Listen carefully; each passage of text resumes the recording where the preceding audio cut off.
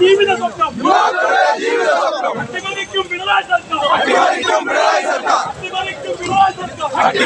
പിണറായി സർക്കാർ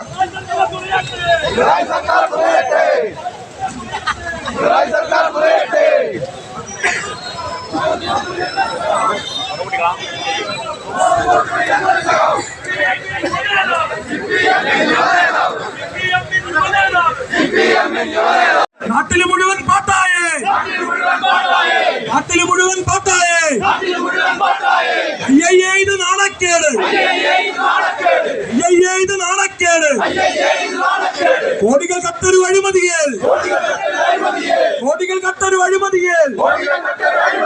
വീട്ടിൽ കിട്ടിയ പണമെത്ര, വീട്ടിൽ കിട്ടിയ പണമെത്ര.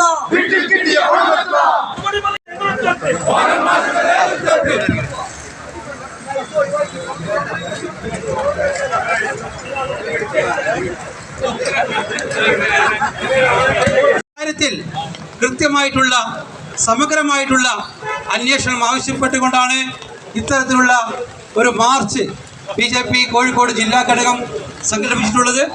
ഈ മാർച്ച് ഉദ്ഘാടനം ചെയ്തത് പാർട്ടിയുടെ സമാരാധനയായിട്ടുള്ള സംസ്ഥാന ജനറൽ സെക്രട്ടറി ശ്രീ MT രമേശിയാണ്. അദ്ദേഹത്തെ ഈ മാർച്ച് ഉദ്ഘാടനം ഈ യോഗത്തിലേക്ക് ക്ഷണിക്കുകയാണ്. അതുപോലെ നമ്മുടെ ഇന്നത്തെ ഈ പ്രതിഷേധ മാർച്ച് നിയന്ത്രിക്കുന്നത് പാർട്ടിയുടെ ആരാധനയായിട്ടുള്ള ജില്ലാ അധ്യക്ഷൻ ശ്രീ അഡ്വക്കേറ്റ് VK സജീവൻ അവർകളാണ്. അദ്ദേഹത്തെ ഈ മാർച്ചിലേക്ക് സ്വാഗതം ചെയ്യുന്നു. പാർട്ടിയുടെ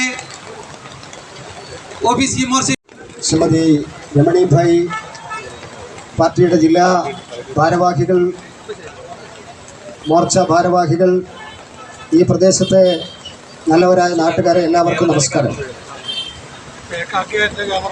ഈ കേരളത്തിലെ ജനങ്ങൾ, തൊഴിലന്വേഷിക്കുന്ന അഭ്യസ്തവിദ്യരായിട്ടുള്ള ചെറുപ്പക്കാർ എല്ലാവരും വളരെ ഞെട്ടലോട് കൂടിയിട്ടാണ് കേരളത്തിലെ PSC അംഗങ്ങളെ ലക്ഷങ്ങൾ കൊടുത്ത് വിൽപ്പന നടത്തുകയാണ് എന്ന് പത്രമാധ്യമങ്ങളിലൂടെ അറിഞ്ഞത്.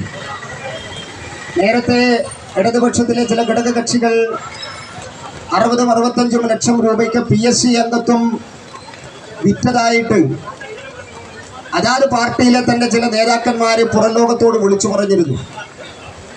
ഇപ്പം ഇതാ കേരളത്തിലെ ഭരണകക്ഷിയായിട്ടുള്ള പ്രബലമായ രാഷ്ട്രീയ പാർട്ടി CPM-ഉം ഭരണത്തിൽ ഇരുന്നു കൊണ്ട് ഭരണഘടനാ സ്ഥാപനമായിട്ടുള്ള PSC-യിലേക്ക് അംഗത്വത്തെ എടുക്കുന്നതിന് പോലും കോഴ വാങ്ങി അത് വിൽപ്പന നടത്തുകയാണ് എന്ന് തെളിഞ്ഞിരിക്കുകയാണ്. നേരത്തെ ഘടകകക്ഷി നേതാക്കന്മാർ നേരിട്ട്. എല്ലാവർക്കും നമസ്കാരം. കഴിഞ്ഞ കുറേ ദിവസങ്ങളായി കേരളം മുഴുവൻ ചർച്ച ചെയ്തുകൊണ്ടിരിക്കുന്ന ഒരു വലിയ അഴിമതിയുടെ ഉറവിടം കണ്ടെത്തണം എന്നാവശ്യപ്പെട്ടുകൊണ്ടാണ് ഭാരതീയ ജനതാ പാർട്ടിയുടെ നേതൃത്വത്തിൽ ഇത്തരമൊരു മാർച്ച് സംഘടിപ്പിച്ചിട്ടുള്ളത് എന്നിവിടെ സൂചിപ്പിക്കുകയുണ്ടായി.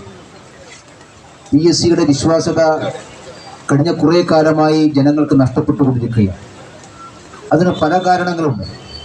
കേരളത്തിലെ പബ്ലിക് സർവീസ് കമ്മീഷൻ എന്ന് പറയുന്നത് നാട്ടിലെ ചെറുപ്പക്കാർക്ക് ജോലി കൊടുക്കാനുള്ള സംവിധാനമല്ല, മറിച്ച് CPM-ന്റെ കുറേ ആളുകൾക്ക് ഇരിക്കാനുള്ള ഇരിപ്പിടം മാത്രമാണ് അത് എന്ന് ഇടതുപക്ഷ മുന്നണി ഗവൺമെന്റ് അധികാരത്തിൽ വന്ന നാളെ മുതൽ നമുക്ക് ബോധ്യമായിട്ടുള്ളതാണ്.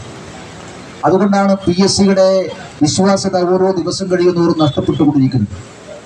PSC പരീക്ഷ എഴുതി റാങ്ക് ലിസ്റ്റിൽ വന്നിട്ടുള്ള ആളുകൾ അവർക്ക് എങ്ങനെയാണ് നിയമനം കിട്ടുന്നത് എന്നും ഈ സന്ദർഭത്തിൽ വാർത്തയായിട്ടുള്ളതാണ്. അതുകൊണ്ട് PSC അംഗങ്ങളുടെ നിയമനത്തിന്റെ കാര്യത്തിൽ, PSC നടത്തുന്ന പരീക്ഷയുടെ കാര്യത്തിൽ, അവർ തയ്യാറാക്കുന്ന റാങ്ക് ലിസ്റ്റിന്റെ കാര്യത്തിൽ ആ റാങ്ക് ലിസ്റ്റിന്റെ അടിസ്ഥാനത്തിൽ അവർ നടക്കുന്ന നിയമനത്തെ സംബന്ധിച്ച് ഇതെല്ലാം കഴിഞ്ഞ കുറെ കാലമായി വ്യാപകമായിട്ടുള്ള പരാതികളും ആരോപണങ്ങളും ഉയർന്നു വന്നിരിക്കുകയാണ്. അതുകൊണ്ടാണ് ഞാൻ ആദ്യമേ പറഞ്ഞത്, പബ്ലിക് സർവീസ് കമ്മീഷൻ എന്നുള്ളത് ഈ നാട്ടിൽ ജനങ്ങൾക്ക് വിശ്വാസ്യതയുള്ള ഒരു സ്ഥാപനമായിരുന്നു.